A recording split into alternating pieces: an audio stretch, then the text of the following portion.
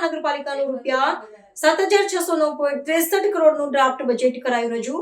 પાણી અને ડ્રેનેજ સહિતની માળખાગત સુવિધાઓ પર વિશેષ ભાર મુકાયો. વડોદરા મહાનગરપાલિકાના મ્યુનિસિપલ કમિશનર શ્રી અરુણ મહેશ બાબુ દ્વારા આજે સ્થાયી સમિતિ અધ્યક્ષ નાણાકીય વર્ષ 2026-27નું ડ્રાફ્ટ અંદાજપત્ર રજૂ કરવામાં આવ્યું છે. આગામી સમયમાં યોજાનારી સ્થાનિક સ્વરાજ્યની ચૂંટણીઓને ધ્યાનમાં રાખીને રજૂ કરાયેલા કુલ ₹7,609.63 કરોડના અંદાજપત્રમાં શહેરના નાગરિકોને મોટી રાહત આપવામાં આવી છે.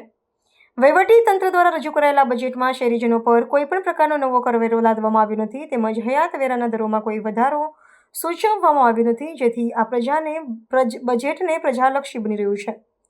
અંદાજપત્રમાં શહેરની પાયાની સુવિધાઓ જેવી કે રસ્તા, પાણી પુરવઠો, ગટર વ્યવસ્થા, વરસાદી ગટર, સ્ટ્રીટ લાઇટ અને બ્રિજ નિર્માણ જેવા મહત્વના પ્રકલ્પો પર વિશેષ ભાર મૂકવામાં આવ્યો છે. મ્યુનિસિપલ કમિશનરે શહેરના સર્વાંગી વિકાસને વેગ આપવા માટે વિવિધ વિકાસલક્ષી યોજનાઓ માટે ભંડોળની ફાળવણી કરી છે. ચૂંટણીના વર્ષને અનુલક્ષીને સામાન્ય જનતા પર આર્થિક બોજ ન વધે અને શહેરનો વિકાસ અવિરત રહે તે પ્રકારનું સંતુલન જાળવવાનો પ્રયાસ અંદાજપત્રમાં સ્પષ્ટપણે જોઈ શકાય છે. મ્યુનિસિપલ કમિશનર દ્વારા રજૂ કરાયેલા ડ્રાફ્ટ બજેટ પર હવે સ્થાયી સમિતિના વિસ્તૃત ચર્ચા વિચારણા હાથ ધરવામાં આવશે.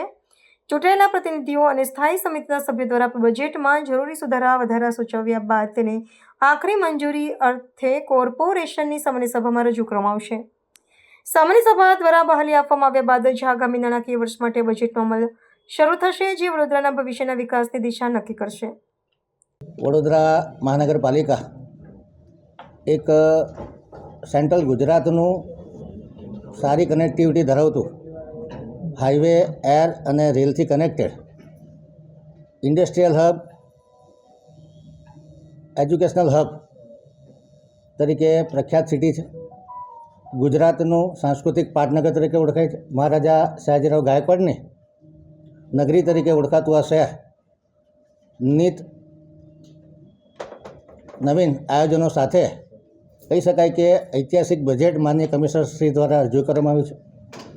ગયા વખતનું જે બજેટ હતું એના મોટા ભાગના જે પ્રગતિના કામો હતા એ અમે કરી શક્યા છે. ખાસ કરીને 2007-8થી વાત કરું તો અત્યાર સુધીનું એવરેજ એક્સપેન્ડિચર એટલે કે કેપિટલ એક્સપેન્ડિચર 637 કરોડ છે. છેલ્લા 2 વર્ષનું એવરેજ કાઢીએ તો અમે લોકો 637 કરોડના કેપિટલ એક્સપેન્ડિચરથી અત્યારે 1326 કરોડના કેપિટલ એક્સપેન્ડિચર સુધી પહોંચી શક્યા છે. એટલે કહી શકાય કે 2.5થી 3 ગણી વિકાસની સ્પીડમાં વધારો કર્યો છે.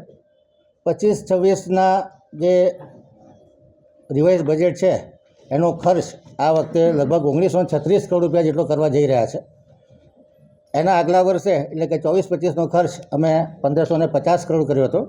આ વખતે 1926 કરોડનો ટાર્ગેટ છે અને 26-27ના ડ્રાફ્ટ બજેટમાં 2454 કરોડ રૂપિયાનું કેપિટલ એક્સપેન્ડિચર થવાની શક્યતા છે. કહી શકાય કે વડોદરા શહેર સાચા અર્થમાં સસ્ટેનેબલ સિટી બને, ઇન્ક્લુઝિવ સિટી બને, ગ્રીન સિટી બને. અર્બન મોબિલિટીમાં પણ વડોદરા સારું પરફોર્મન્સ આપી શકે એ માટે પોલિસી ઓરિએન્ટેશન અને પ્રોજેક્ટ ઓરિએન્ટેશનનું બેલેન્સ રાખી અને માનનીય કમિશનરશ્રીએ બજેટ રજૂ કર્યું છે. જે પ્રમાણે વડોદરા મહાનગરપાલિકાની સ્થાયી સમિતિ વિકાસને અગ્રિમતા આપી રહી છે ને જે પ્રકારના સ્થાયી સમિતિના સભ્યોના સૂચનો રોજબરોજની સ્થાયી સમિતિની બેઠકોમાં કરવામાં આવતા હોય છે.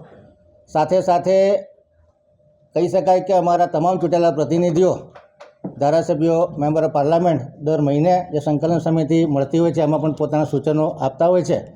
ત્યારે વડોદરા શહેરમાં જે ઓજી વિસ્તાર આવેલો છે, વડોદરા શહેરના અલગ અલગ ઝોનમાં સમતોલ વિકાસ થાય, તમામ પ્રકારના મેજર પ્રોજેક્ટ, એમાં ખાસ કરીને ઇન્ફ્રાસ્ટ્રક્ચર ઉપર ભાર આપવામાં આવ્યો છે. સાથે સાથે સોશિયલ ઇન્ફ્રાસ્ટ્રક્ચર અને નાગરિકોનું એન્ગેજમેન્ટ વધે અને એમની હેપીનેસ ઇન્ડેક્સમાં વધારો થાય એ પ્રમાણેના પ્રોજેક્ટો મૂકવામાં આવ્યા છે. પછી વડોદરા શહેરના ફ્લાયઓવરની વાત હોય, સડકની વાત હોય, પાણીના નવીન સ્ત્રોત ઊભા કરવાના હોય, પાણીનું નેટવર્ક ઊભું કરવાનું હોય, ડ્રેનેજના નેટવર્ક ઊભા કરવાના હોય, નવા એસટીપીની કેપેસિટી વધારવાની હોય.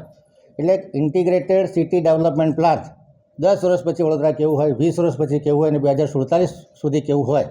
વડોદરા શહેરના નાગરિકોની સુખ સુવિધામાં વધારો થાય. વડોદરા શહેરની જે હવામાન છે, ખાસ કરીને એર ક્વોલિટી છે, એમાં સુધારો થાય. વડોદરાની જે અર્બન મોબિલિટી છે એમાં સુધારો થાય. વડોદરાના આરોગ્યમાં સુધારો થાય. વડોદરાના નાગરિકો માટે શિક્ષણની ઉત્તમ સુવિધાઓ મળી રહે વડોદરાનો જે હેરિટેજ વારસો છે એ પણ સચવાઈ રહે, વડોદરા શહેર એક ટુરિસ્ટ ડેસ્ટિનેશન તરીકે ડેવલપ થાય એ પ્રમાણેના તમામ પ્રોજેક્ટો મૂકવામાં આવ્યા છે. વડોદરા શહેરમાં ગરીબો માટે જે ઇન્ક્લુઝિવિટીની વાત કરું છું તો લગભગ 10,000 થી 12,000 જેટલા નવીન આવાસો પ્રધાનમંત્રી આવાસ યોજના 2.0 અંતર્ગત ડેવલપ થાય. વડોદરા શહેરની જેટલી હેરિટેજ ઇમારતો છે એને 1 by 1 રિનોવેટ કરવામાં આવે અને વડોદરા શહેરમાં એક હેરિટેજ સર્કિટ ઊભી થાય, જેથી કરીને ટુરિસ્ટ માટે એક એટ્રેક્શન ઊભું થાય. બજેટનો કન્સેપ્ટ રાખ્યો છે વિરાસતથી વિકાસ સુધીનો, અને સયાજીરાવ ગાયકવાડજીની નગરી ખરેખર કહેવાય કે આપણી પાસે જે અમૂલ્ય હેરિટેજ વારસો છે, અને સાથે સાથે માનનીય વડાપ્રધાન શ્રી નરેન્દ્ર મોદીનું વિઝન, માનનીય મુખ્યમંત્રી શ્રી ભૂપેન્દ્રભાઈ પટેલનું વિઝન અને વડોદરા કોર્પોરેશનના તમામ ચૂંટાયેલા પ્રતિનિધિના વિઝન સાથે કહી શકાય કે ટ્રિપલ એન્જિનના જોર સાથે વડોદરા શહેર ટિયર 2 સિટી ગુજરાતનું ગ્રોથ હબ બને, અને કહી શકાય કે આખા ભારતભરમાં જે ટિયર 2 સિટી છે એ એક નવા ગ્રોથ હબ તરીકે જે અર્બન વિસ્તાર ડેવલપ થઈ રહ્યો છે એનો વિકાસ થાય એ દિશામાં અમે સૌ કટિબદ્ધ છે. આવનારા સમયમાં વિકાસની ગતિમાં વધારો થાય એ માટે વડોદરા મહાનગર દ્વારા જે બ્લુ બોન્ડ બહાર પાડવામાં આવશે, જેના લીધે પાણીના સોર્સમાં જે વધારો કરવાનો છે, પાણીના ડિસ્ટ્રિબ્યુશન નેટવર્કમાં વધારો કરવાનો છે, એમાં સરળતા રહેશે. વડોદરા મહાનગરની બેલેન્સ શીટ ઘણી સ્ટ્રોંગ છે. વડોદરાની એસેટની વાત કરીએ તો આજની તારીખે 30,000 કરોડની એસેટ હોવાની શક્યતાઓ છે, જેની સામે જો ડેટની વાત ગણીએ તો જે અમારા અમૃતના પ્રોજેક્ટ અને સ્વર્ણિમા પ્રોજેક્ટ છે એમાં કોલેટરલ પેમેન્ટ લગભગ 500 કરોડનું કરવાનું છે. સામે 200 કરોડના બોન્ડ લીધા છે, એની સામે સિંકિંગ ફંડમાં 120 કરોડ રૂપિયા જમા પણ થઈ ગયા છે. એટલે કહી શકાય કે પ્રેક્ટિકલી દેવું 80 કરોડનું છે, અને સામે જે કોલેટરલ પેમેન્ટ કરવાના છે એની વ્યવસ્થા પણ કોર્પોરેશન કરી રહી છે. કહી શકાય કે વડોદરાનું બેલેન્સ શીટ ઘણી સ્ટ્રોંગ છે, અને હજુ પણ વધારે ગતિથી આપણે આગળ વધી શકીએ એ પ્રમાણેની શક્યતાઓ છે. એટલે વડોદરાનું જે બજેટ રજૂ કર્યું છે મને એવું લાગે છે કે ખૂબ વિકાસલક્ષી બજેટ છે, તમામ લોકોને સ્પર્શતું બજેટ છે. તમામ સ્ટેક હોલ્ડરો માટે, પછી યુવાનો હોય, મહિલાઓ હોય, ગરીબો હોય, શેરી ફેરિયા હોય, સિનિયર સિટીઝન હોય, તમામને કંઈક ને કંઈક બજેટમાં અમે ફાળવણી કરી છે.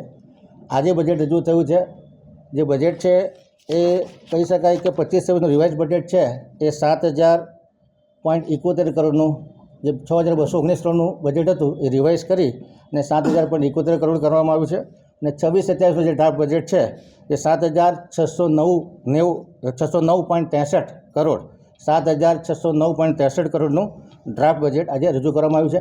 આવનારા 2-3 દિવસ સુધી દરેક પ્રોજેક્ટ વાઇઝ, દરેક પોલિસી વાઇઝ સ્થાયી સમિતિના સભ્યો ખૂબ ડિટેલ ચર્ચા કરશે. ગહન ચર્ચા વિચારણાના અંતે આ બજેટ મંજૂર કરી અને સામાન્ય સભામાં રજૂ કરવામાં આવશે.